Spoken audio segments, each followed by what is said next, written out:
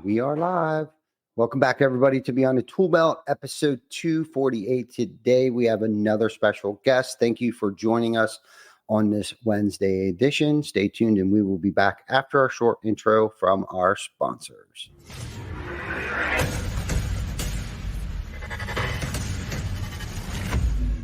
TC Packer.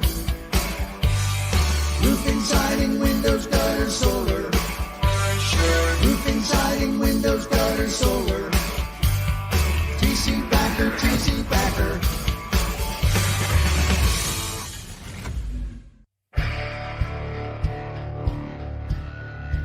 Thank you for joining us today. We have an awesome guest, Becca Switzer, well known around our industry, man. Thank you so much for carving out some time because I know you are a busy woman in our space today. So how are you? I'm doing good. Thank you so much for having me on. I really enjoyed that time we chatted at a roofing process conference briefly. There was a lot of chaos, but I was like, I really enjoyed that conversation. So I am excited to have another one with you. I do just want to put this out there, though. It's Switzer. Switzer. Yeah, Switzer like Switzerland, but that's okay. You're not the first and you won't be the last. I will never forget that again. Thank you for correcting me, because a lot of people would. I always screw. I am known for screwing everybody's name up, and like don't find out for like 6 months later. Somebody's like, "Hey, you've been pronouncing their name wrong." Yeah, it's like when people. So I used to have a dog named Raleigh. He was my best boy. I had to put him down earlier this year. He was almost 14, but people had a very hard time with his name for some reason. I was like, Raleigh, like the Carolinas, They're like Rayleigh or Rolly, and I'm like Raleigh, like Jolly Raleigh. I'm always like Switzer, like Switzerland. Yeah, there you go, Switzer. No, perfect. That's good, because that's a great connection there that will help me remember how to pronounce your last name. I still can't for the life of me pronounce Eric O's last name. Oberemt. Dude, I've tried a million times, and I still can't. So he's accepted it, and so have I. Yeah. So his name is Eric O. Yeah, and I think mostly everybody knows him as Eric O. So I mean, who has the time for all those syllables, anyways? So seriously, and I'm half deliterate to begin with, so I mean, I can barely speak the English language as it is, even though I am, I guess, English or like as Nelly says in his song Country Grammar, I speak English, but baby, I can't talk it. Yes, exactly. That's me. That's a perfect example. Now, I have tried to polish things up over the years, but I've given up, and I am who I am, and sorry, this is what you get. We accept you the way you are. Okay. Thank you so much. Well, cool, man. That's good. How's the weather? I know we talked briefly about the weather in Colorado, but give us a rundown. You're at 9,000 feet. Like, do you need oxygen at any given time, or have you pretty much acclimated yourself to the elevation? I'm very, very active. I'll show you what we've got. The beautiful aspens popping off right now. The weather is absolutely gorgeous. Yes, I am at 9,000 feet, but I hike 3 to 5 miles every single day with my dogs up here. And like, I lift weights. I add elevation actually, because I lift weights up there in that room. Okay. So yeah, I mean, when people come and visit me, they're like, "Oh my God, don't you notice the elevation?" But I actually only notice it when I go away from it. And I'm like when I'm at sea level, I'm like, I can run for 2 miles straight and not stop. That's amazing. But yeah, it's beautiful right now. Yeah, and that has to be conducive for you under, considering if I'm working out here and I went there to work out, I'm sure your endurance is probably a lot more better than mine, wouldn't it be? Or probably. No? Maybe, but I don't do like a ton of high cardio. Like, I run a little bit when the mood strikes, and that's really hard for me. But I can power through a long hike like a mule. Okay. Well, that's stamina, and that's I guess that's what I was insinuating was your stamina. I guess when it comes to working out and things like that, I'm sure is a lot more than mine would be. You'd probably outpace me if we went on a hike because of me not being able to acclimate my lungs, I guess, to that elevation. I don't know. I've been to Colorado maybe twice. And I think the last time I went, I was with Jana, and I think she was actually having issues like where her face was like swelling, like her phalanges and her toes and shit were like swelling from the elevation. Maybe, I don't know. It's weird. Yeah. Um, I am famous for speed walking anyway. And because I gain about 500 feet of elevation on my hikes every day, at least 500, 600, something like that. So and I don't slow down. I'm just like, so when people come with me, they're like, but No that's why doubt. I can. I bring dogs. Yeah, no, that's cool. Good for you, man. Because that's what it's about, right? Like your mental health, your physical health, that all plays a role in, everything that we do. I mean, I think, for as far as like business goes, if I'm not doing personal development and working on myself, whether it's reading, educating myself, working out, being active, stretching my mind and my body, like my business, there's no growth in my business either. Absolutely. You know what I mean? I feel like there's a huge correlation between the two. Like once the growth stops with me, our business and my professional life stops to grow as well. Exactly. And I think it's also just about, there's two things that come to mind with that. I noticed early on, like earlier in my 20s, that if I could conquer my physical body, I could do anything. Because like the hardest thing for most people is like getting your ass up and exerting yourself in some way, whether that's, running or lifting weights in the gym or whatever. And if you can get over the mental hump to do that every day, it's all about small daily habits, right? So, when I look at my business, it's funny. I actually made a video about this not too long ago, but I was like, it's not these like, you don't have to run a Spartan obstacle course race every single day and max yourself out to be in shape and have a healthy lifestyle. It's like, go for a 30-minute walk, lift for 30 minutes, do 20 minutes of yoga, And so even with my business, it's like, I don't kill myself working. I have a couple of hours, a few days a week, but I'm constantly, I pack a lot of productivity into there where it's very focused, it's intentional, and it's consistent. And just like exercise, that's what most people are lacking, I think, is consistency of taking action. And that's a theme that will overlay any area of your life. Yeah, no, great point. Great point. And putting yourself in shitty positions, I guess, some people might think exercising and working out's kind of like, oh God, this is like so much like work, right? Yeah. But if you can kind of grind through that and feel that burn and get that swole and stuff like that, and if you continuously put yourself in those positions, I feel like it's preparing yourself for like actual shitty things that might happen in your life. So it's easier to overcome that adversity if you're continuously putting yourself in positions to push yourself outside of your comfort zone. And it's funny because I got a funny story about the first time that I went scuba diving with my friend Eric O.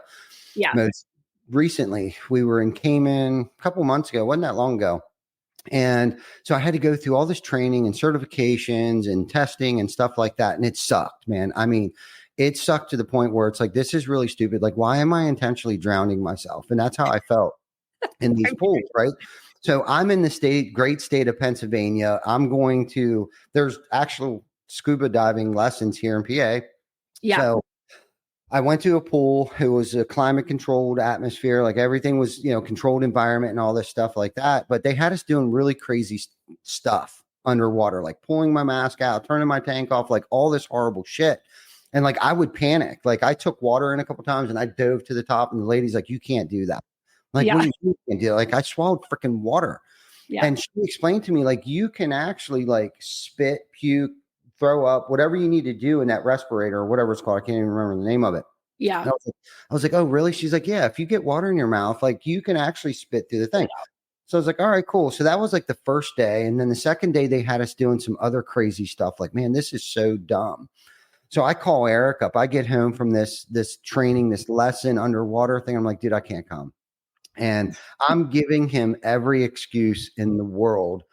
And I'm laying in bed and I'm thinking to myself, I'm like, dude, what kind of person or human being, father figure, influence, leader would I be if I backed out of this? Like, if I can't overcome this, then dude, like that just knocked me down a peg or two of the person that I actually thought I was. And it probably has knocked me down a peg or two within other people's eyes of what they thought that I could do or overcome and things like that. So I called him back and I'm like, dude, I'm going to do it. And he's like, I was waiting for that call because he's like, I know who you are. Like, I know what you're made of. And I got real with him. I'm like, listen, dude, it sucked. Like I didn't like it. I felt like I was drowning. But then I also explained to him too, and this was what was the other cool metaphor about this is I drowned as a child, and Oh, obviously I made it, but I've carried that with me. I love the water. I love being around the water. I love being on the water. Okay. Around it, on it, but like in it, you know what I mean? I'll snorkel and do crazy shit like that, but not this crazy. Long yeah. story short, I explained this to him and he's like, dude, well, you need to overcome all this right now. So it was like, okay, bet, I'm doing it. So I went up, I got certified. We went out. And of course, we went under. Listen, my first time, I had to get my open water certification, and we were able to do that in Cayman. They had us 130 freaking feet underwater. Like, I That's don't even think they're supposed to do that on the first dive. yeah, I don't think so either. That sounds But we're with Erico and his people and stuff like Yeah. that. But it was cool. That might not have been the first dive, but it was amongst one of the first dives. But the things, okay, so I overcame that. And now I feel like there's nothing I can't do. Like there's nothing I can't do. I overcame a couple fears here. One, the fear of drowning, the fear of like, this is really dumb. Like, why would anybody want to do this? And Yeah. singled myself out. But I went down there and I saw a turtle. Turtle got in my face. This thing had to be 300 years old. It had barnacles growing on it and shit, and got in my face and it let me pet it. And Yeah. at that moment, it's giving me goosebumps right now. At that moment, I swear to you, I thought I'm supposed to be here right now. Yes, absolute. That's beautiful. I Yeah. love that. Yeah. So it was cool. So anyhow, you need to be intentional about putting yourself in shitty situations. I think sometimes like push yourself outside your comfort zone, because when the outside environment brings something, because the world, the universe sometimes throws you a curveball, right? So if we're not preparing ourselves for those battles, like, how are we supposed to deal with these things? Are we going to tuck our tail and run, or are we going to prepare ourselves for battle? Yeah. I always used to remember thinking the thought, do shit that sucks. Like just do shit that sucks. Because that's how you get stronger and braver, and you just kind of build that muscle for adversity. And, it's funny because you and I were talking before the show started about tattoos and how we secretly like have this weird, like we like the pain because it's like, I always notice I'm like, this is a great opportunity for me to witness pain happening to me without identifying it and like giving up. It's like, okay, so what I'm thinking of right now, and as you described that story with scuba diving, like overcoming that fear, is it's about witnessing fear or pain or whatever it is without identifying with it so much that it ruins you, right? It's like you are a being that's having an experience. And so right now I'm having a temporary experience of fear or a mental roadblock, or I'm experiencing pain or struggle or grief or depression or loneliness or anger or whatever it is, right? But you just understand that it's like weather. Sometimes it's raining. Sometimes it's sunny. Sometimes it's windy. Sometimes it's storming, right? So it's about just endurance, witnessing the experience without identifying with it so much that it sinks you, and realizing that it's temporary. Right. And what's on the other side of that thing? Like, I'm keeping myself from a beautiful experience shared with my friends. If I can't scuba dive, I'm showing my kids that something else has power over me, like my fear has power over it. So there's so many different ways to approach it, but Yeah, I love there that. really is. Yeah. Thank you so much. Cause it's been very impactful in my life. One, the fellowship and the camaraderie that I got to experience on this trip. Like Tim Brown was there, Erico, Joe Huffman. Like there was a lot of really good people there. Yeah. And to be able to open up like that, like, look, guys, I'm scared. And Tim Brown was my scuba partner, because that is something you can't go scuba diving by yourself. You always need a partner. This is one of those team things, right? Like, so there were so many different lessons and metaphors amongst this trip. Like it was so life-changing for me to experience this with somebody else that never did it either, but we kind of helped push each other through it. Because I saw Tim kind of panic sometimes, and then I panic sometimes when we were underneath there, but it was kind of like, because you got to do hand signals. Yeah. Okay. I need to go up. I'm okay. Yeah. Right. You know what I mean? So, or like, no bueno, dude, like I'm out, you know what I mean? But it was like, yeah. And it goes against everything that we're trained to do. Like you're under a stressful situation, into the nose, out to the mouth. Well, you can't do that underwater. It's straight through your mouth the whole time. Yeah. Right. So you're not used to that either. So, but you got to remember to breathe. So the name of this trip's called Exhale, which again, another metaphor, like We went Yeah. there, unwind, experience some crazy shit, but come back better people, you know. So it was good to experience that with people. And I liked how you were talking about the seasons as seasons change. Like you were talking about some days it's raining, sometimes it's sunny out. So to learn how to adapt to those situations, right? Like sometimes I got to put a jacket on. Sometimes I got to put a coat on. Sometimes I get to wear my bikini. You know what I mean? But it's like I just got to roll with those punches, and that's what it made me think of. Like when you were talking about, I just heard a really great podcast about as things change. Like, and I just need to know how to adapt and be decisive, especially when other people are like relying on me. Like I need to be the guy that like I might not have all the answers all the time, but I can't panic and I can't freak. We just got to get through this. Sometimes I got to put my coat on. Sometimes I can wear my bikini. Right. Yeah, absolutely. And again, it's just like witnessing the experience without getting flooded by it, And there's a quote, no winter lasts forever, no spring skips its turn. And so it's like also realizing in those moments, like this is a temporary experience, Sometimes temporary experiences are a year long. Like if you're grieving the loss of somebody or something like that, or it's a breakup or a death or an illness or whatever. But I think just keeping your head above water and staying calm. I mean, these are just such great analogies and metaphors for those experiences. Yeah, most definitely. And that's the thing too, is not to panic or flail. You're right. Cause I've done that, especially in my younger years where I would panic and I'm very intentional about not doing that anymore. Like I know, cause I've come to realize that things don't happen to us. They happen for us. Yeah. And I know you're of that same mindset. Cause I think we touched on that before, and it's kind of like, that's like, there's a couple of things. Like if we're living, breathing today, things happen all the time. I don't care if it's somebody that pulled out in front of me, a roof leaks or whatever. There's always things that are coming at us. And it's like, a lot of time, this is how like systems, processes, KPIs, new job positions, because of these things that are happening for us. That's how these things get created, right? Because I don't have the answers for everything. You know what I mean? Like I can't predict the future and I don't have a crystal ball. So it's like, we need bad shit to happen to us for like great things to happen. Right. You know what I mean? And that's kind of how I look at it too. Like when, like the worst of all worst things, and that's, of course, that's how I always think like, oh my God, this is the worst thing that's ever happened to me. Right. Well, this is how good shit gets built. This is how things get formed. You know what I mean? If you can look at it like, okay, why is this happening for us right now? Okay, well, there was a gap that needs to be filled. So that either we need to fill it with a process or we need to fill it with a person. Is this a temporary thing? Is it just like a 6-month project? You know what I mean? So do we need to hire an outside company to come in and just like build something for 6 months? Or is this a position that actually needs to be filled for a lifetime? And that's how I try to look at things today. I'm not perfect at it, but about 5 minutes into it, sometimes I'm like, okay, why is this happening for us? Yeah.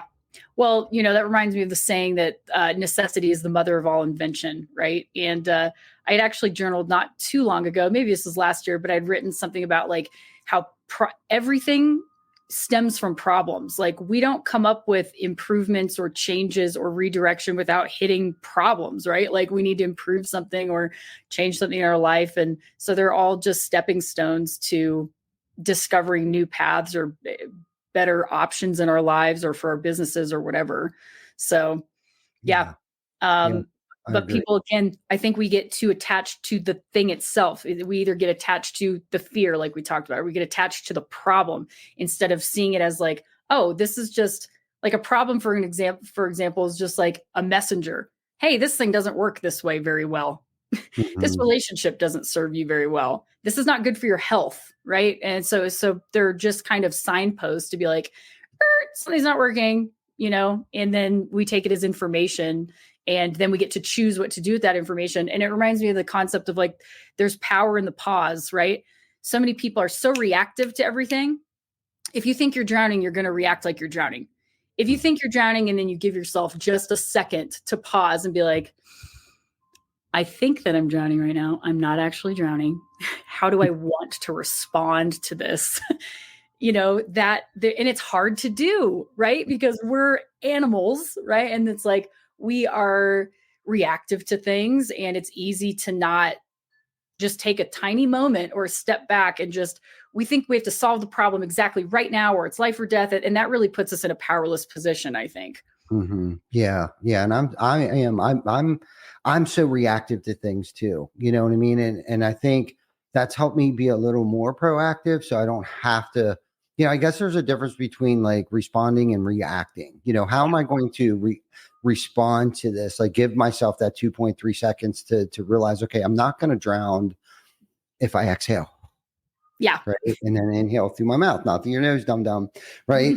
And these are the conversations I actually have with myself, and I have to have these conversations because if I don't learn how to, and breathing has a lot to do with it. Like I need to like take a breath, step back, give myself a minute, to kind of analyze things because I'm kind of analytic. I like to tear things apart and put it back together and figure out how it works.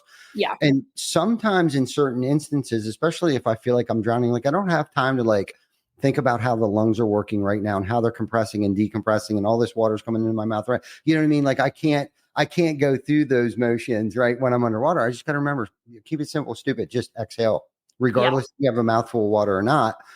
Um, but you touched on something that's so good about like change. Like people don't like change, right? Whether it's a breakup, a lot of people, especially in like the workplace or a relationship, I think it becomes so much easier to just stay in that environment because it's predictable, right? Yes.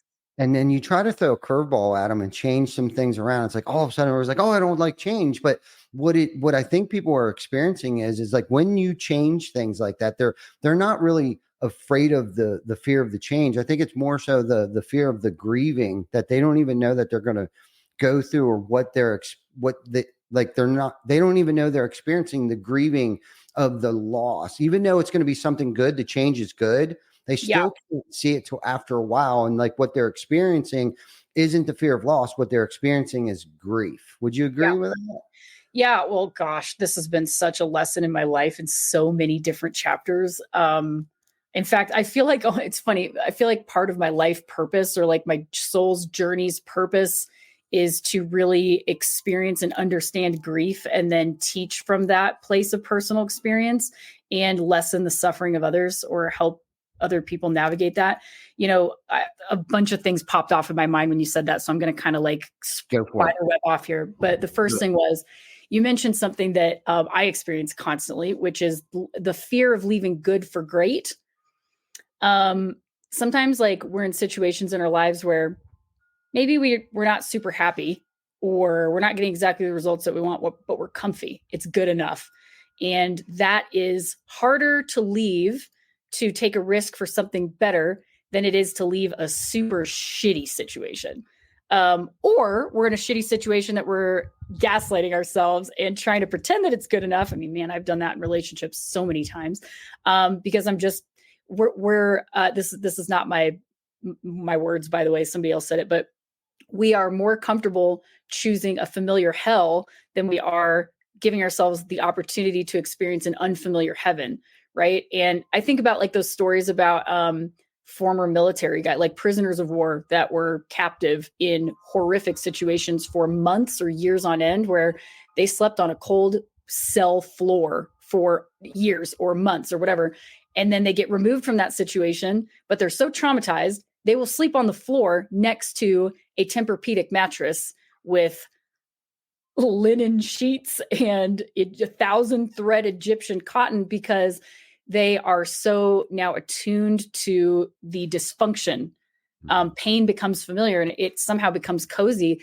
And again, here's another analogy. I know I'm like the analogy queen, but there's the analogy of like, if you throw a frog into a boiling pot of water, it's just going to jump out, right? Right away. It's like, screw that. But if you put a frog into room temperature water that it's used to, and then you slowly crank the heat up, it'll sit in there until it is cooked to death. And that's what happens to us, I think. Like the only permanent thing about life is impermanence, but we don't want to believe it. Like it's human nature almost to just fight and kick against that in every possible way because we are afraid. And it's not the change that we're afraid of, it's the perceived consequences and the inevitable painful transition that will occur. Here's an example. You live in a 1-bedroom, 1-bathroom apartment. It's too small. You hate it. Traffic sucks. You're excited for the prospect of moving into your 5-acre lot with a 3-bedroom, 2.5-bath house, right?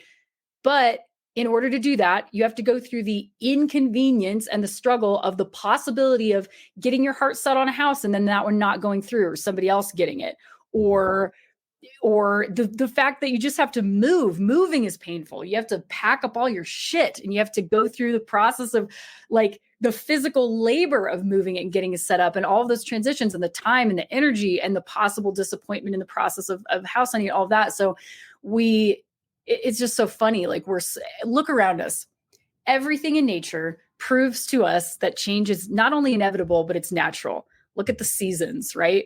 Like, spring comes and then summer happens and it's hot, and then change happens for the fall, and then the trees lose their leaves, and then it's winter again. It's like everything dies, right? Nothing lives forever. Like it's all around us, and yet we have this false hope that somehow we can avoid being a part of that, and we can't. No, that was so good. No, you hit on so many good points there, and especially like the changing of the seasons, and it's like, we're bitching about summer being so hot, and it's like, I can't wait till winter gets here. But then when winter gets here, I'm bitching. Yeah, I can't wait for summer. You know what I mean? I think it's just, that false sense of, I think it's going to be better. The grass is greener, over here. And it's kind of like, it's that old analogy. It isn't, it's greener if you water it, types of, things like that. But it's like, I think the older and the more mature that I get, I realize I guess it's a part of, working on myself so much. It's like, I'm starting to realize like what triggers me, what doesn't trigger me, red flags that go off, those that I want to surround myself around today, who I feed off of and get good energy from, those that like suck my energy, who I can only take for about 3 minutes. Because life is too short. Like, I've been in a blink of an eye, like I turned 48 this year. Like, I can't believe that. Like, what happened to the past 20 years, right? Of like killing myself, grinding away, and I envy you because I don't work. I work all the time. Like, I work every single day. And I just had a conversation with Vic where it's like, I'm kind of getting to a point in my life and in my career where it's like, what are the top 3 things? And I know this sounds so stupid, especially if you know me and you know our company. But like, I'm just now coming to the conclusion where it's like, I need to decide, like, what are the 3 things, if there's 3 things that only I can do in the company that nobody else can do. Right. And those are the 3 things I'm going to stick to. Right. Yeah. I still find myself in the weeds, and I know I kind of changed topics here, but it all kind of like threads together on, how we feel, how we perceive things. What's the paradigm I'm going to have on this today? And having that paradigm shift, like, okay, like, what, like, I don't need to do this. Like, there's really smart people around me that can do this. And isn't that why I even hired them in the beginning with? It's like, why am I still getting involved with these things? And I just don't like how that makes me feel anymore. Yeah. You know what I mean? Like, I'm kind of in that season right now where it's like, it's not about like my New Year's resolution. And this is no shit, wasn't about like stacking more shit on top of shit. Right. It was actually about subtracting things. Yeah. With addition, sometimes, that, what is this thing? I just recently heard something. I think I wrote it down. Let me look here real quick. It says sometimes addition by subtraction is necessary. Yeah. Right. And I guess that's the point I'm trying to make. Like, I need to remove some things so I could add better quality things to my life. It's kind of like the season that I'm in right now. Yeah. Absolutely. I mean, okay, so we all have like limits, right? And there's things and habits that used to serve us at one point, like you being, we'll call you a control freak. I identify with that as well. But like, just to say that the reason I'm saying that is because you're expressing like, I'm doing more than I want to be doing at this point, despite the fact that I have other people that I could delegate. And by the way, delegation is so hard for people who are like type A, high producing, top performer type people. I mean, I struggle with that horribly. I'm a 1-woman show besides a very, very part-time assistant. And so to speak on that, I would say there's diminishing returns at some point where, think about exercise. Let's go back to exercise. Mm-hmm. If you exercise every day, most days, that's good for you. But if you do it for too many hours every single day with no break, it actually is detrimental. you can't recover. Your muscles don't have time. You need, like, rest is part of the program. And so it's about learning, like, what are my limits now? And those are always changing, right? Like you just said, like, hey, I'm 48 now. Like, I'm not 28. Where did this time go? And I think it's constantly about just kind of reassessing where we're at in life and what is serving us now, and what do I need? What do I want? And then how do I organize my life around that? Right. And some of that is just kind of trusting. Like, I can tell you, I got rid of a former assistant who I thought did way more for my business than he actually did. Long story short, I overpaid him. I mean, it was just like a ridiculous situation. And I wanted to release this person for a really long time, like several years actually. And I'd made plans to do so. And then I would always chicken out because I had this weird like scarcity mindset, or in my head, like, I don't know how I'm ever going to run my business if I don't, and then when it finally did end, I realized, like, first of all, somebody else entered the picture instantly without any effort on my part. It was like the universe said, finally, you made room. Here's a person that could help. I like quadrupled my business or 5x'd it in like 1 or 2 months with this new person. And it was just, I had this prompting that I constantly put off and put off and put off. And when I finally gave in, the universe was like, here you go. This is what I've been trying to give you, to like give you a better result. Right. And then I found somebody else that helps me so much more than my previous employee. And I'm like, man, it's like, you have to just, it's all about feeling. How do you feel right now? What is not working for you? What are you afraid of? Okay. Is that really a valid fear? Or is that a fear that's big enough that is going to prevent us from taking a different action? And then just, it's kind of like leap and the net will appear. I'm huge on just manifestation, law of attraction, and divine guidance, and all of those things. That's like my whole world nowadays. But I think that we are provided for if we trust that if we take the inspired change that we're feeling prompted to do, we will be guided to whatever it is that we need, whether that's a person or a solution or whatever. Right. Yeah. No, I agree with that. I don't know how many times, at least twice over my career, I've experienced the same feeling that you're describing right now with a coworker. Yeah. Okay. And again, going kind of back to where it was like, I just was more comfortable with the shitty situation that I was in with them. Yes. But knew that they probably had to go, but it was so uncomfortable of packing the whole house up and moving, right? Even though I know it's the best thing for me to do. Yeah. I just couldn't. So a situation came up, and this guy was my right-hand man, and became my best friend, and lesson learned there too. Sometimes that doesn't mix well, business and being best friends and stuff like that. There's a lot of, both of us were probably taking advantage of each other at some point in time over the course of our relationship. But finally he just left, right? Like he left. And I think one of the reasons why I think I held on to him so long was because I was like, man, then I would have to start doing this again, or just that fear of like, I don't know how we're going to run the business without exactly this person. Right. Well, it was like we exponentially, the quality, first and foremost, the quality of the company just was like, it just improved almost immediately. Yep. Right.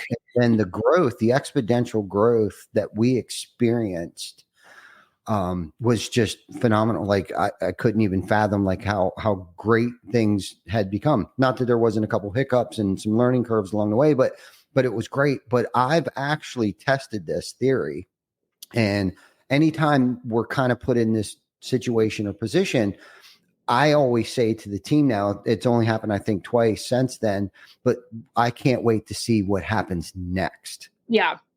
Do you know what I mean? And it has, I mark my words, I swear on everything that I love dearly, that it's like addition by subtraction is necessary sometimes. I love that. You know what I mean? And it's like, I am a firm believer. I've witnessed, I've tested it. I've tested it. Like, okay, let's see what you got, universe. Like, what do you know what I mean? Like, what good could possibly come out of this? Right? Like, try me. Like, and lo and behold, it's like the greatest thing that really, it may not have been what I thought should have happened. Right. But it's exactly what was supposed to happen. And it was for the better for me, for my mental health, physical health, the company health, the everything. It was just, it's amazing how that works. Yeah. Absolutely. So something that you just said reminds me of a mantra that I always practice, which is there's always more to be revealed. Mm. And, something that I'm really learning now is to try to see things from a divine perspective. We have to remember that like our tiny little slice that we can see, that we think we have control over, we only see the immediate opportunities in front of us, which is extremely limited, right? We have to remember that we live in an infinite universe that is intelligent, that is connected through the fabric of life, right? Like everything is connected and working together. It's constantly cooperating to create and sustain balance and harmony in some way. So if you're feeling disharmony in something, that means something's out of whack, but you need to follow that and then allow the infinite resources and creativity of the universe that has access to 8 billion people, different combinations of things, timing, like it has access to the stuff that we only have like this tiny little awareness of, right?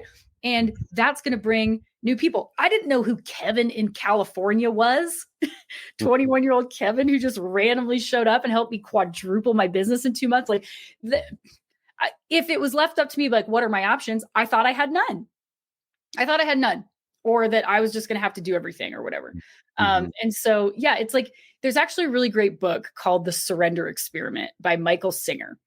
And it was a really inspiring book. He tells this story about basically just following intuition and allowing things, surrendering to whatever the universe was guiding him to do, whether it seemed impossible or unlikely or not what he would have chosen for himself or not how he pictured that something was going to go. And when he did that, all of these things lined up, not without challenges, mind you, but all these things lined up to bring him incredible wealth, success, connections. And it was just very, very fascinating. It's like, man, we have to remember that there is an intelligence that is running every single thing that exists, including us, that is so much more powerful and far-reaching and intelligent than we are, that it can create opportunities and situations and results in our life that we could never think about. Like I always point this out, like the earth right now is spinning and I don't have to do jack shit about that. I don't need to like wake up and be like, oh no, who's going to spin? Like if I don't spin the earth, then what's going to happen? Grass grows on its own. I eat food and my body just knows what to do with it. What? My heart's beating all on its own. If I cut my finger, it heals on its own. Like when we do that, we go, oh, like there's actually a lot, everything is going on. And I think that I'm in control of all of this. I have to remember that if I'm just like, hey, the same power and intelligence that is waking me up every day and sustaining me and healing me and growing things and spinning the earth and rising the sun and all of that, that's the same thing I'm part of. Like, I'm not separate from that. I'm not like this separate thing that's out here in that and has to figure out how to survive. I am just as much a part of it. Did you design your body, Ty? Did you bring yourself into existence on this planet, right? Like, we didn't do any of that. We're just, and we're an offspring of it, right? And so can't we trust that a little bit more? Mm-hmm. Yeah, for but sure. Again, it could be scary to do, but that's what I lean on. I'm like, there is a force way smarter than me, way more intelligent, way more resourced, way more creative, infinite, wise, and ancient that's running this show. Can't I just let my foot off the gas a little bit and let Jesus take the wheel? You know what I mean? Yeah. Yeah. No, that's so great. And that was probably where I'm at right now in my life, where it's like, I can let go. And I've traveled for a year on and off, and the world kept rotating, my fingernails kept growing, the grass continued to keep getting green and things like that. And getting back to what you're saying, yeah, I'm a control freak. I can't help it. I'm the only one that can do this and do it as well as I can. But I think over, the years of being, beating myself up, and I'm a glutton for punishment. I think we just get to a point where when the pain's great enough, we kind of get off our dead ass and do something about it. And I'm at that next level, that next growth level to see, what does the universe have in store for me? But I have to endure the pain because it's never going to be a good idea till I think it's a good idea. I don't care how many times you tell me, Becca, that, you need to let go of this, but like, it's not a good idea until I think it's a good idea. And when the pain's great enough, I'll finally do something about it. And it's kind of like, here we are at this next growth spurt.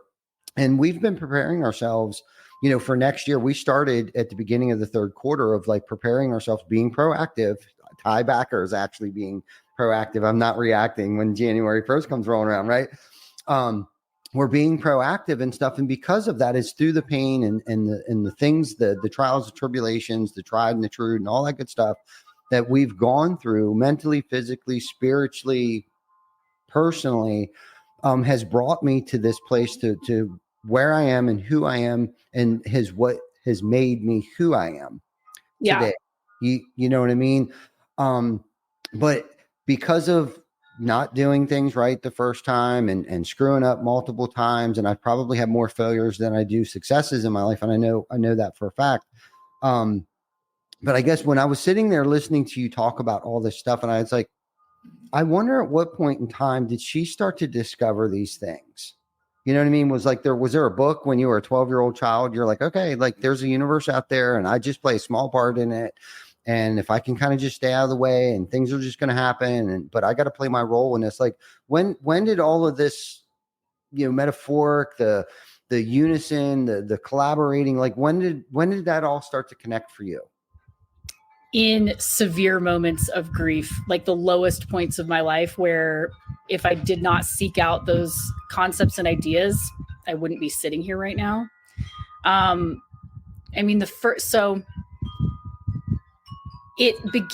began having what I would call a spiritual awakening when I was about 25, and it was kind of spontaneous. I was starting to get what I call downloads, like ideas and messages and things. This is going to make me sound like a crazy person, but I was starting to get ideas about things that I didn't really totally understand. And it was prompting me to seek like deeper meaning and depth in my life. And at the time I was married, unhappily, both of us were unhappily married, I would say.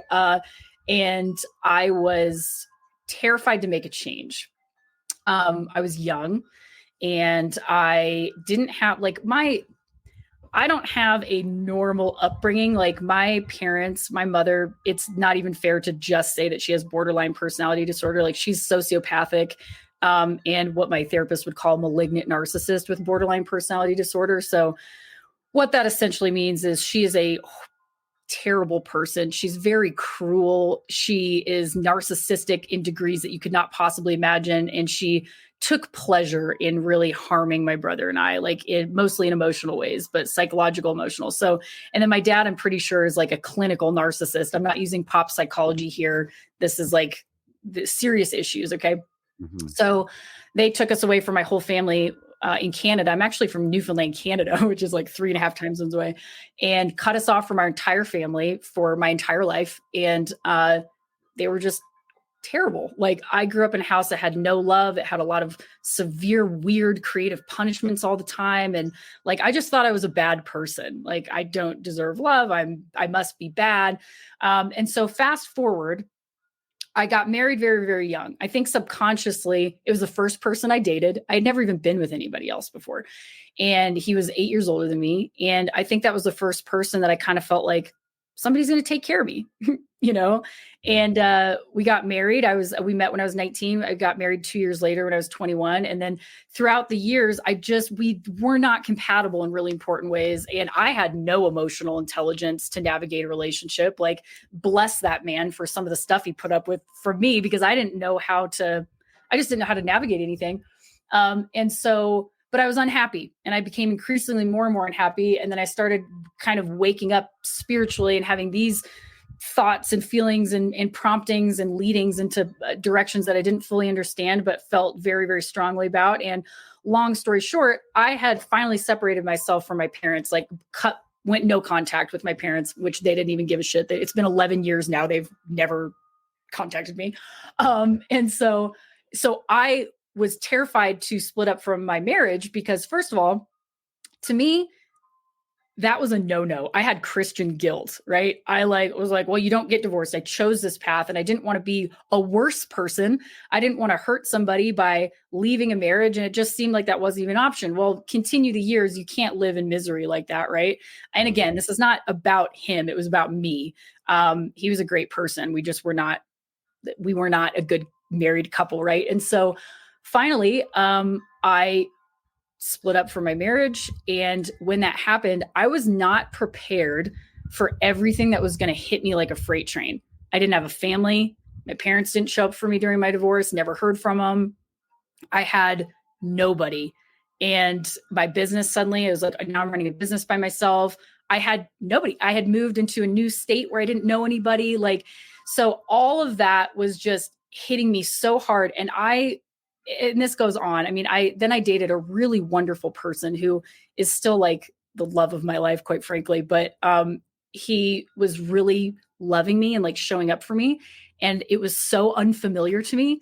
I self-sabotaged it. I had never felt that before in my life. So I was at the lowest possible point of my life going through that experience, like a divorce and then pushing away the person that I was madly in love with and couldn't make sense of anything. This is a very long story, but I'm answering your question, I promise. Okay. So all of that compounded to a point where I could not get through my days. Like there was a whole year. I might get emotional here. I don't have a hanky. This is going to be a problem. There was a whole year where I was barely surviving. I couldn't get out of bed. I was so depressed. Life had no meaning. I genuinely was angry at God. I was like, why? I didn't ask to be here. I didn't ask to be born and have to go through this shit. And I didn't pick these parents. And I did not ask for these like set of circumstances, like why am I forced to go through this? And in that, there were two options: kill yourself or find meaning in this. And by the grace of God, I chose every day to try to find meaning in it. And that led me to a lot of books. That led me to a lot of deep conversations with people. That led me to finally, and it took a really long time. It took years actually to get to this point, but going through therapy and then really like uncovering and addressing stuff that I had buried decades before, and so I just had to find a way to get through life. And now it's turned into, this is not only a way to get through life, to understand like how the universe is working and divine perspective, all those things, that is life, and so now I find great joy in it. Even when I am facing painful challenges and chapters, it's like, okay, well, this is somehow part of the fabric of life. And I might not understand it right now, but I do trust that it is eventually going to lead to someplace that I need to be. Right. And so that's a long story long. It could be way longer, but it was grief. It was pain. It was absolute and utter despair and directionlessness.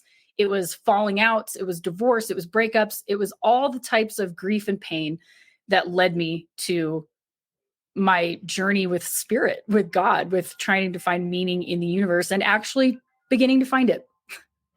Wow. No, it was so good.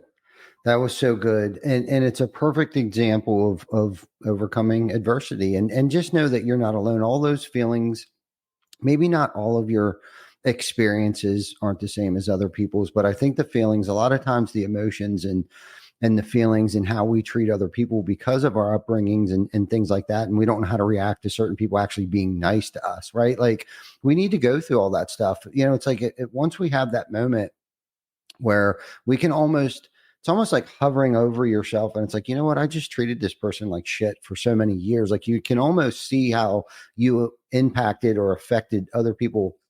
And I got a little story where, I actually saw myself in somebody one time. It was almost like I was able to like remove myself from my body and like oversee like the whole conversation, how everything went down and how they treated me. And it was a friend of mine, and he was behaving very poorly and threw a box of sugar at Jana. And of course I chased after him and he got away and the cops were called and all this stuff. And somehow I turned out to be the asshole throughout this whole thing. But that's not the moral of the story. The moral of the story is, and it wasn't because of how he threw the box and nothing to do with women. My point was the things, his tongue, how sharp his tongue was and the things that he had said. I saw myself in him right away. And that's, we got, we were able to make up and I don't know where the guy is anymore, but long story short is that I think it takes I think it takes situations to happen, at least for me, right? Where like I have these moments that happen throughout the course of my life where it's like I may have treated people poorly, but somehow justified it in my twisted mind that it was okay. You know, if you grew up the way that I grew up, and I used that as an excuse for a long time. You know, I drank the way that I drank. If you grew up the way that I grew up, you would drink the way that I drank, right? Like, and I rode that freaking thing till the brakes busted off that for the longest time. But until I started to get sober, I started to realize how badly I was treating people and how selfish I was and self-centered, and half of these things that I experienced were due to decisions that I made. I chose to get in these relationships. I'm the one that chose to drink that way. Like it was nobody else's fault but my own. But it's like I think at some point in time, I think I maturity and puberty hit me later than most people, I guess. You know what I mean? Where it was like I started to like actually wake up and see and identify like I don't like this person. The reason why I didn't like these people was because they acted the same way that I did. They had the same character traits that I did. Yeah. But I couldn't really put my finger on like what everybody else liked them, but like I didn't like them. But it was because I saw myself in them, and it's taken me a long time through the experiences. Some self-inflicted experiences, some were outside, environmental stuff that I had no control over. But I needed getting back to like our initial conversation was like I needed all of these things. I needed to behave the way that I did. I needed these situations to happen to me, whether it was my parents, the things they said to me, the positions they put me in.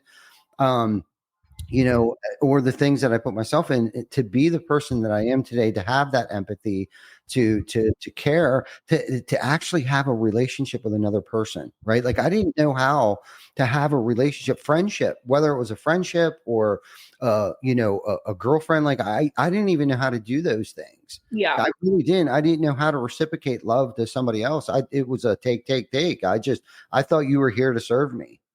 Kind of, you may not been that, but that's kind of who I was many, many, many, many moons ago. And that can veer its ugly head sometimes too, but I'm quicker to like check myself, right? Yeah. Like I know because it just doesn't feel right. Like I get that feeling today and identifying these feelings a lot quicker, that I just put myself in a position where it's like, oh shit, I owe an amends. And that's big too. For me, for healing, it's still kind of like that healing process of the shit that I put myself through and the shit that other people had put me through. It's kind of like I'm still kind of healing from that. But I know today that I'm the only one that can make any situation worse. Yeah. Like any situation, like I can blow things so far out of proportion, kind of like I almost did with the Chuck situation where he threw the box of sugar. I almost made that situation worse than it was, even though he threw the box of sugar and he's the one that started it. But I was going to kick his ass and the cops were called. Yeah. So if I would have handled that situation much differently, it wouldn't have spiraled out of control as much as it did, and the cops wouldn't have been called. But because of all of that whole entire situation and me being able to like step back for a minute and see where I actually played a part in this, like I saw myself in him. That's probably why I didn't like Chuck to begin with, right? And then my behavior just trumped what he did. Yeah. I don't know if any of that made any sense. I was kind of just trying to relive a little thing that happened to me that I kind of related a little bit with what you were saying. Yeah, I mean, absolutely it does. And it's funny because when you said something, you said you like something that you had not liked about yourself that you've worked on is like the sharpness of tongue. Mm-hmm. And that's like a huge, like chronically throughout the last, throughout my adulthood and even as a teenager and stuff like that too. I understand now that I lived in such a powerless situation as a child constantly that I did not get a chance to express any of my feelings, my anger, my sadness. And if I did, I was punished for it, or I was completely gaslighted or invalidated or whatever. And that created two monsters inside of me. One, very repressed anger that came out at the wrong people sometimes, or came out disproportionately later in life to safer people who really didn't deserve that much vitriol, but maybe they did something wrong. Maybe I was hurt by something, but I had 25 plus years of really bad rage that I had not addressed, that it doesn't matter who's invalidating me or crossing me now. All of that's really meant for like my mom and my dad is coming out on somebody who did something wrong or said something wrong, or they, you know, whatever, or I perceive that they have done something wrong, and I would just be like a dragon breathing fire, you know, and I would use my words. And because that is really the only thing that I learned that I could do, sort of, as a child. And we carry these things with us until we address them, right? Like, I didn't know how to do any better. And my problem was choosing people and situations usually that kind of made me feel a familiar way to how I felt as a child. Not all the time necessarily. I'm not saying like, oh, everybody else was bad. That's never, ever what I believe. We all play a part in like co-creating these dynamics and relationships or working situations or whatever. But I never learned how to address conflicts in a healthy way. I never learned how to communicate. And in my mind, nobody cares about me. Nobody cares about my feelings. And so I just have to try to show up and overgive so much until I feel like people will definitely take care of me if I'm showing up this way. And then when they don't, all of that vitriol comes out, right? Like I just freak out. And it's a lot of the times misdirected, or it would be disproportionate, like I said, to whatever the situation may be. But I mean, I see myself so much in what you're saying too. Like I also beat the shit out of myself over mistakes. Like I look back and I'm like, why did I do that? Why I can't, sometimes I don't even really remember like doing the thing or saying the thing that I said. It's like something else takes over. That's like the self-protection mechanism, and you lash out or dissociate. Right. And you just like, you know, it takes a long time. And it's funny because you mentioned, like, you said I'm 48 and I feel like I am just figuring some of these things out. I feel that exact same way. I just turned 36. I've been beating myself up about errors that I made years ago. Like, man, why did I treat this person that way? Or I wish I had not responded or reacted that way. Like, holy shit. But at the time, I literally did not have access to anything else. Like, we are products of our environment, right? And that stuff is like an operating system that we didn't even really install. We inherited an operating system, and it takes a great deal of self-awareness and intentionality and accountability to be like, okay, I don't like this operating system. I need to uninstall it and install something new. And we don't come with an instruction manual, right? So like we have to give ourselves grace and compassion. And that's tough to do. It really is, but it's worth it. It's worth the work. But a lot of us do leave a trail of damage behind us on that journey. And it sucks. Like if you're not a sociopath, you're going to beat yourself up about that. You're going to think about it a lot. And it just comes to a point where it's like, okay, when are you done hurting yourself over this? And what can you do now? You know, like understanding that everybody's on their own personal healing journey, and it's just not easy. And some of us have a really fucked up start. Yeah. You know what I mean? Yeah, for sure. Yes, no doubt, man. I feel like I could talk to you for 2 more hours about this stuff, you know, taking it out on the wrong people over small shit. Because I think for me, I stuffed so much stuff for so many years. Yep. That it just comes out at the wrong times on the wrong people over really stupid small shit. Yeah. So I can totally relate to that. You know, learning how to deal with stuff, conflict and stuff like that. I don't think anybody in their right mind enjoys conflict. Like I really don't. Like I don't like to argue with people. You know what I mean? But I can't be a doormat either. So there's a happy medium there where it's like, nah, you know, I have to agree to disagree. You know, and that's okay to say that. You know, but a lot of people think you're being a smart ass, but it's kind of like I'm telling you, I'm accepting what you just said. I still like you. Like you know what I mean? But there's so much good stuff. God, we got to get you back on the show. We're already over an hour. Damn it. I feel like I can keep going, but I don't want to hold you hostage much longer. You can hold me hostage for a little bit if you want, but I'm also happy to come back on. We can anytime down. Yeah. Either way, it doesn't matter. So both. Okay, a little bit of both. I'll hold you hostage for a little bit longer, and we'll definitely have to get you back on here because I feel like we've elaborated on top of our first conversation that we had. I think it was last year or 2 years ago at Roofing Process, because that conversation was definitely, we didn't have the time that we had right now. Yeah. But self-mastery, trying to figure ourselves out. We're not perfect. We got to stop beating ourselves up.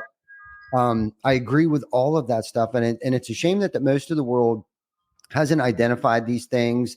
They're set in their ways. And that's the thing, keeping an open mind, remaining teachable, I think has been a pretty good asset of mine of like, what got me here isn't going to get me there. And I'm not who I want to be, but I'm definitely not who I used to be. Yeah. And every day I'm continuously trying to work on just being a better human being, a better father, uncle. I'm a grandfather. Can you believe I got 3 grandchildren? Thank Yeah. God. That I'm only 48 in this instance. I'm only 48, right? Right. With 3 grandkids and people around me that love me, that care for me, that understand me. I think for the most part, and that's the thing. Don't try to understand me. Just love me. In most cases, right? And I've been able to do that, right? Like I've been able to surround myself around people that level me up, that carry me when I need carried. I don't always have to be the one carrying everybody. And I think that was probably one of the biggest struggles for me because I'm a man. I got to carry everybody. I'm going to drag you along and I'm going to push up to the top and I'm fine. Nothing's wrong. I'll figure it out. For me, being vulnerable with somebody to let them know like where I'm at, I'm not feeling well. I'm in a bad mental state of mind. And I go through that, right? I can't help it. Sometimes there's like a situational depression or anxiety or insecurity, right? Like insecurity. And I think a lot of that comes from my past childhood experiences and things like that. If you really found out who I was, you might not like me. Kind of, Yes. that I feel all the time, not all the time, not as much as I used to, but like I still have those ebbs and flows where it's like, I'm at a low today, but I need to know that there's got to be somebody in my corner that I can talk to that's not going to run their mouth, that's going to give me sound advice or just listen to me. And I think that's really helped me over the years is finding that individual, right? Because sometimes I can't always take this shit home. Like my family don't, need to know the woes of like what happened at work or things like that. But there are things that I got to share with my loved ones at home. But I've been fortunate enough to surround myself around people here at work,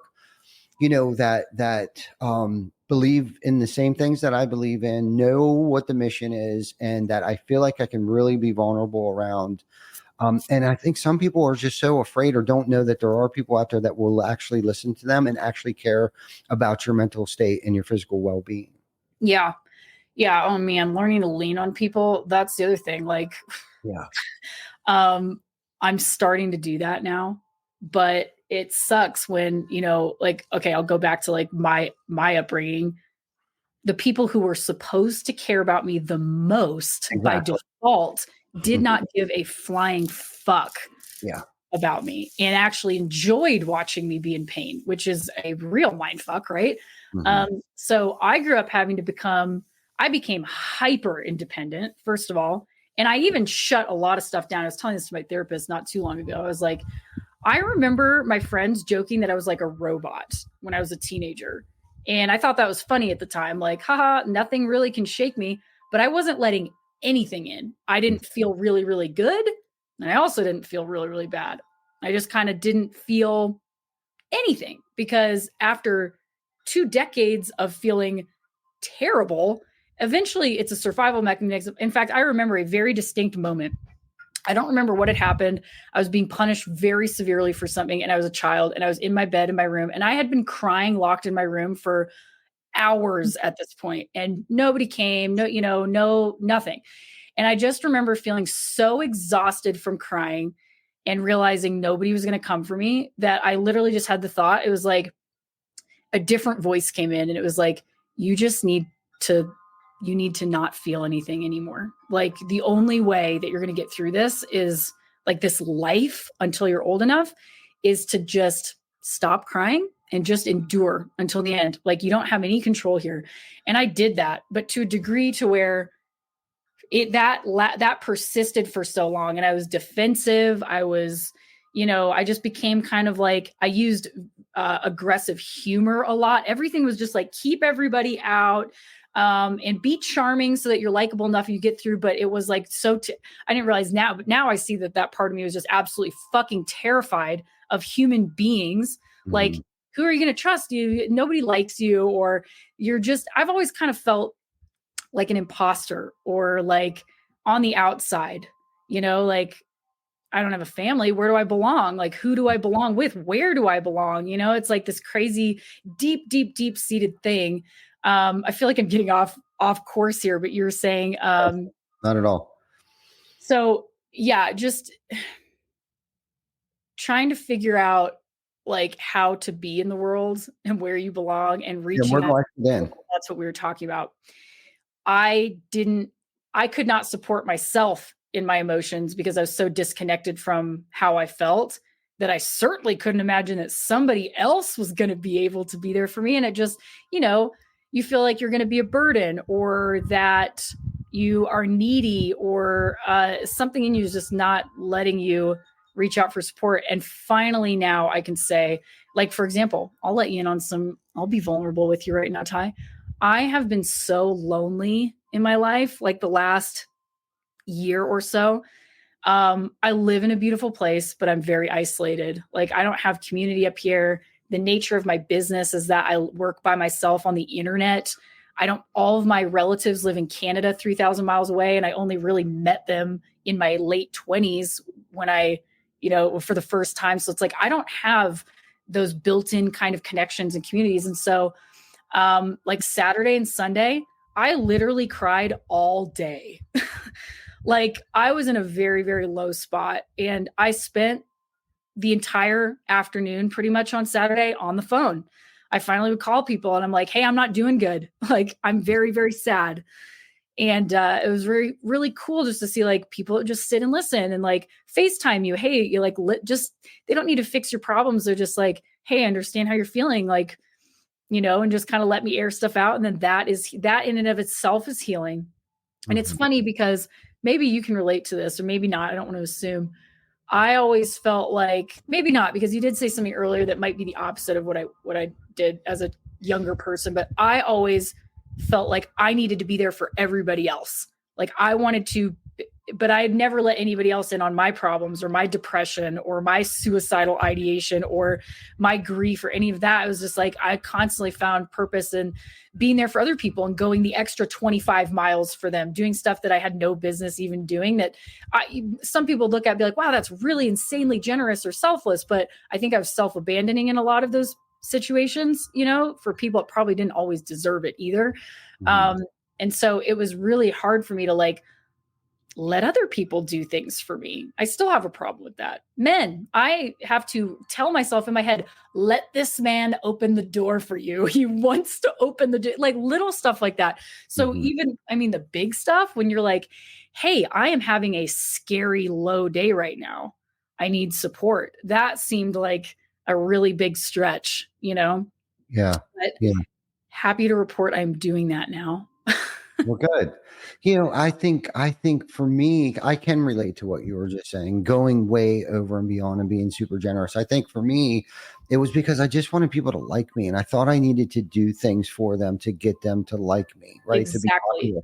And trying to find that spot in the world, like, where do I fit in? Like, I just feel like I don't fit in. And so I would do really stupid stuff like giving, caring, and open up my heart. And I think when you were going through that, where you weren't really feeling anything, you didn't feel good and you didn't feel anything, it was easier to not let anybody in, so you didn't have to feel hurt or, let down. Like, so many people had let us down over the years. So it was kind of like, I'm not even going to let anybody in.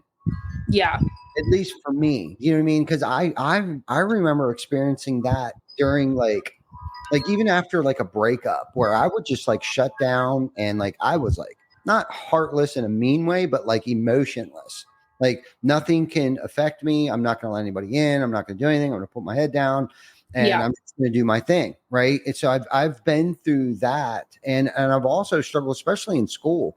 Like I just did really dumb things looking back, just to try to get people to like me, that were obnoxiously over the top generous and I can still put myself in situations like that, and then they come to expect it, right? Let's talk about then, and when they start to expect it, then I get pissed off.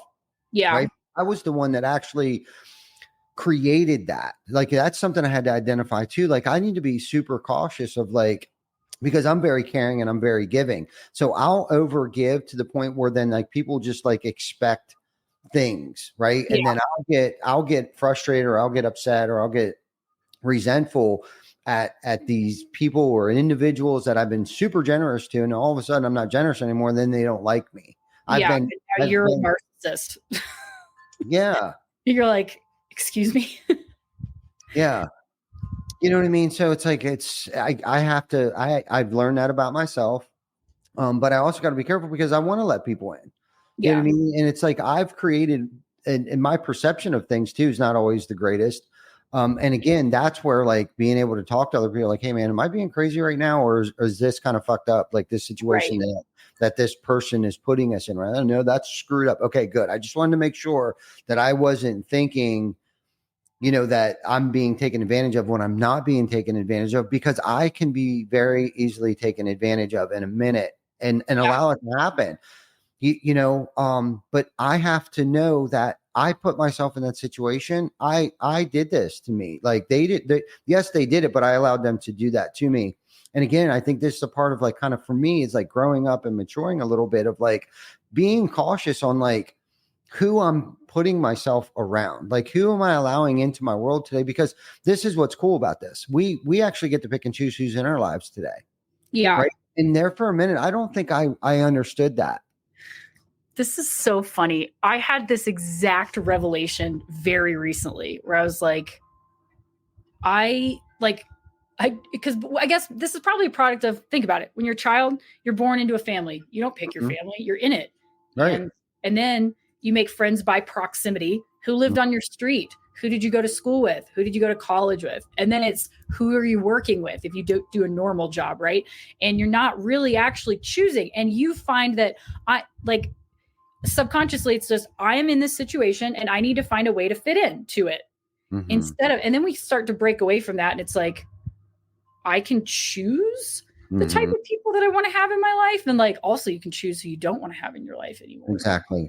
And it's funny. This sounds, I don't even know if the profundity is going to be communicated here, but I realized not very long ago, I was like, I get to live my life. My life, it doesn't matter if there were people in my life that are no longer in my life, or that I used to do this thing and now I don't do it, or I was going to do this career and now I don't do that, or I lived here and now I live somewhere else.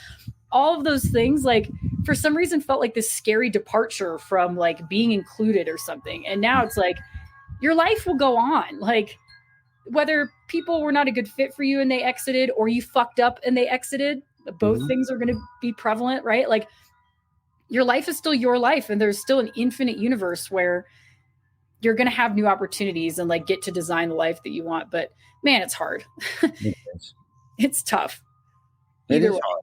Yeah. And again, getting back to like, we have to put ourselves through certain situations to realize and discover, I don't like that. I don't like how it made me feel. I choose not to go there anymore.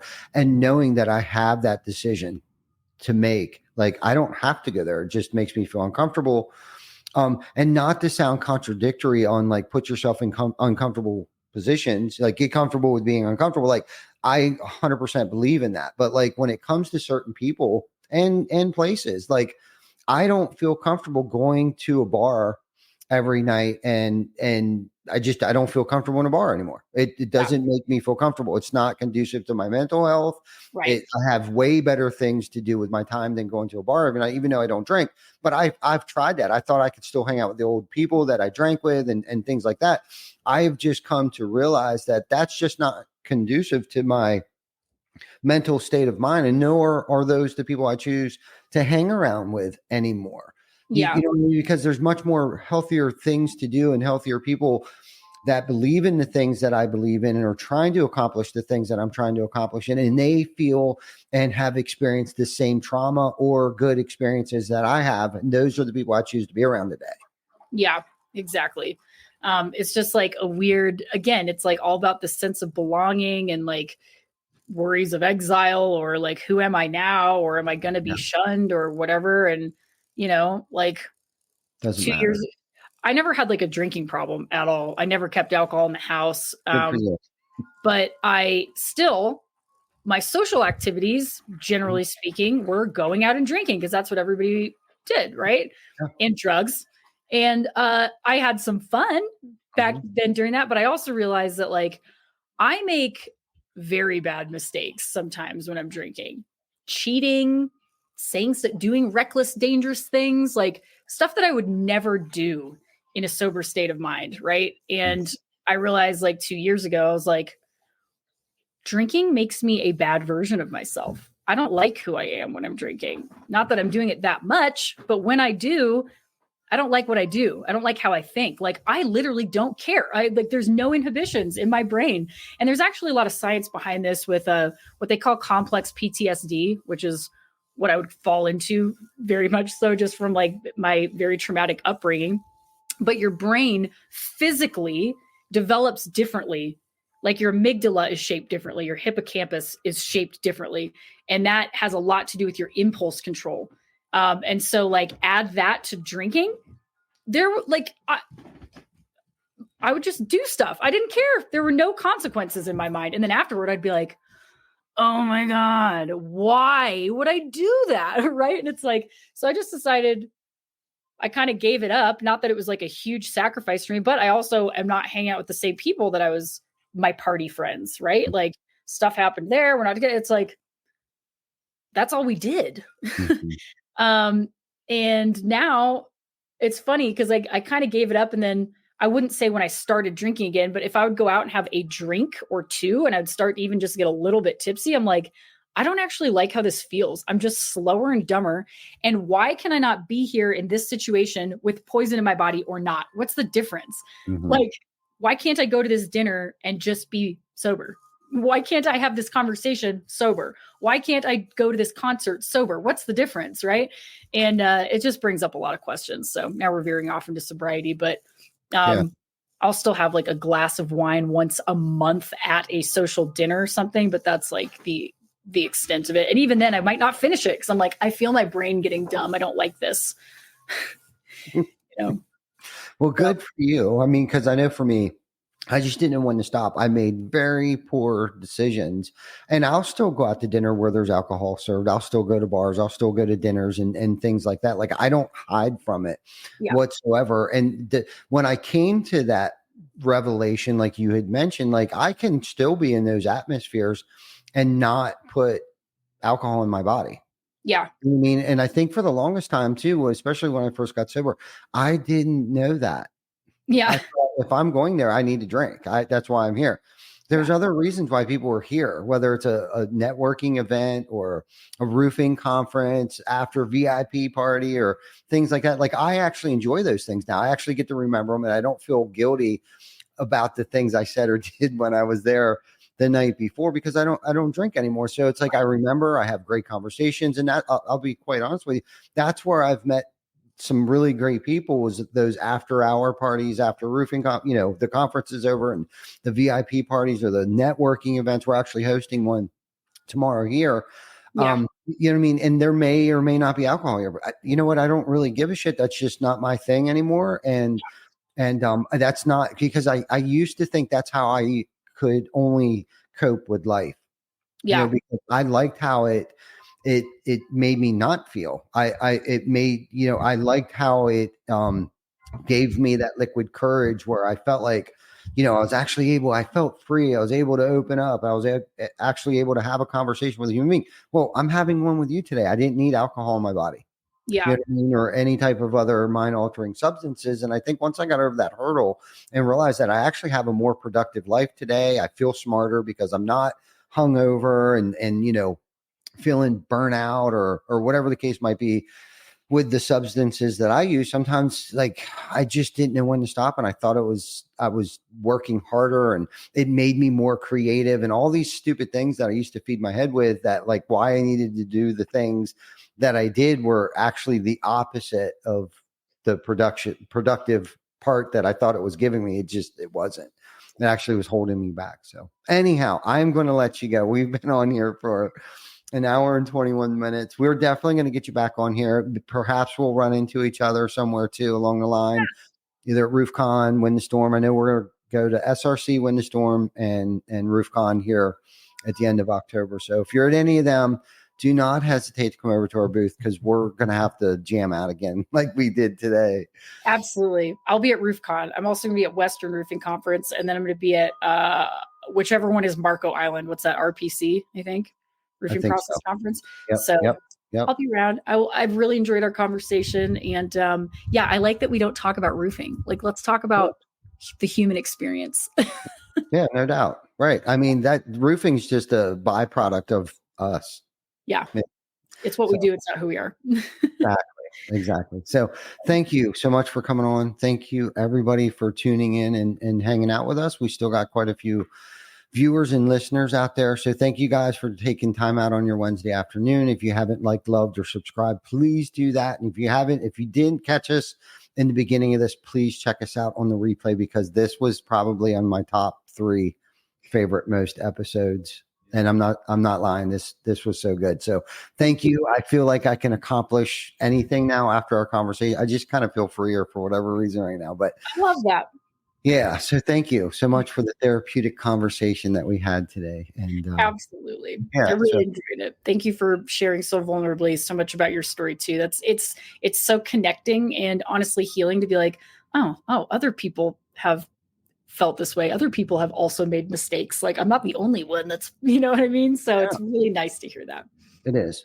I think more of us need to be more vulnerable and stop the shit. Cut the shit. Cut the shit. Yeah. Cut the shit. Right. So anyhow, you take care of yourself. And if you ever need anything, don't hesitate to reach out to us. Thank you. I really appreciate it. I look forward to chatting with you again. You too. Thank you. You guys have a great day. See you later. Yep. Bye. Bye.